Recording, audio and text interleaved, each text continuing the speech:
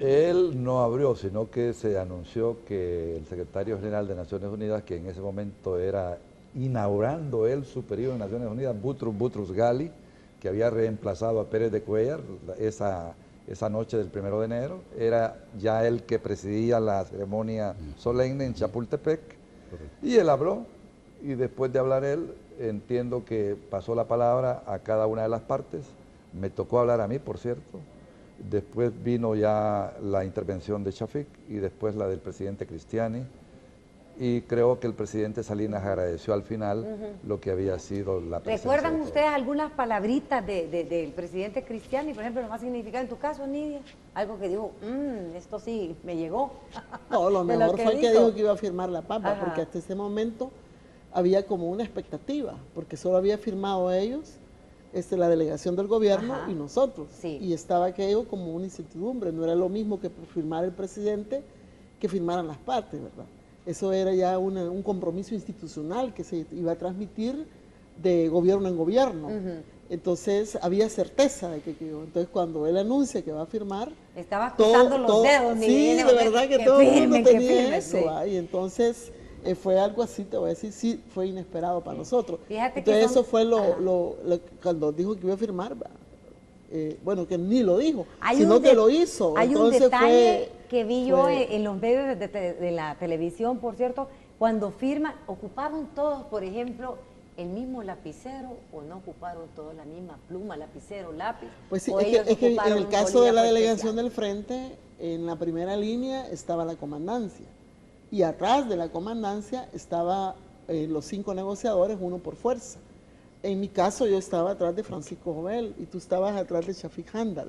Entonces, luego que firmó la comandancia, ellos se pusieron atrás y nosotros pasamos a hacer una firma formal, porque yo ya te dije que una noche antes habíamos estado firmando. Estaban practicando hasta la firma, me imagino. Las iniciales, por lo menos, se ponían las iniciales. ¿Qué ambiente se vivía? ¿Estaban tensos todos en ese momento? Por lo menos nosotros, en el discurso de Shafik, lo que yo recuerdo su frase histórica, no hemos venido aquí como ovejas descarriadas, a que vuelven a un redil, sino como luchadores, ¿verdad?, sociales, que estamos victoriosos transformando un país, pues. Es decir, había una reforma política, un producto que se iba a concretar pues en el inicio de la democratización del país y en la lucha por la plena vigencia de derechos humanos, el restablecimiento de libertades, porque eso que decía yo, la ley de reconciliación levanta las restricciones políticas para hacer la vida política de la gente.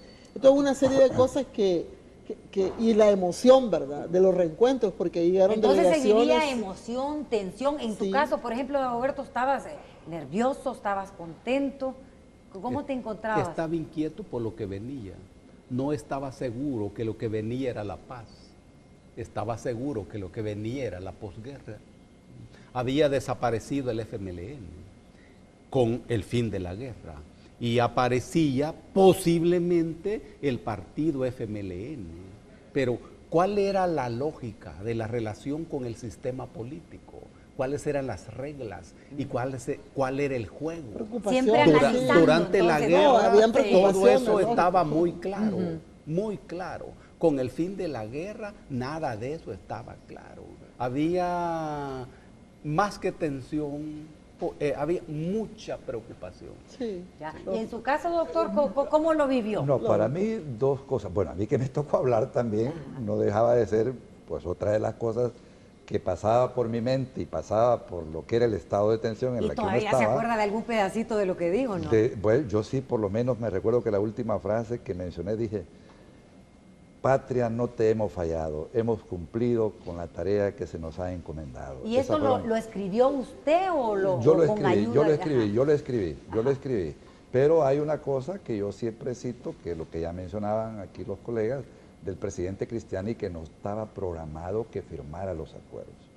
Entonces, sí, esa fue una de las acciones espontáneas que él tuvo, que a nosotros también nos llamó de un momento, de decir que va a firmar, y firmó con una frase que puso: por la consolidación de un Estado de Derecho.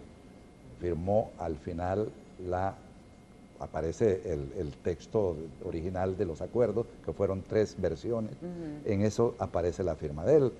Y sí, creo yo, una frase que todavía en otros escenarios creo que lo comentó él diciendo que el origen del conflicto había sido el resultado de un hecho histórico y que al final también históricamente se le ponía fin al mismo a través del uso de la razón y hacer a un lado la imposición de la fuerza. Doctor, tenemos que ir a una pausa, solo quiero que me conteste, pero en cuestión de segunditos, ¿por qué razón no iba a firmar el presidente? Porque él no había estado en la mesa de negociaciones, Okay. Por eso sí habló de que la definición del Acuerdo de Ginebra, que es el acuerdo marco de toda esta negociación, estableció de integrar comisiones negociadoras al más alto nivel que tenían, por supuesto, capacidad de negociar y adquirir compromisos. Okay. Alrededor de eso, nosotros sabíamos que aunque él no firmara, los compromisos, el hecho mismo de haber hecho una reforma constitucional, daba base cierta de que esos acuerdos iban a cumplir.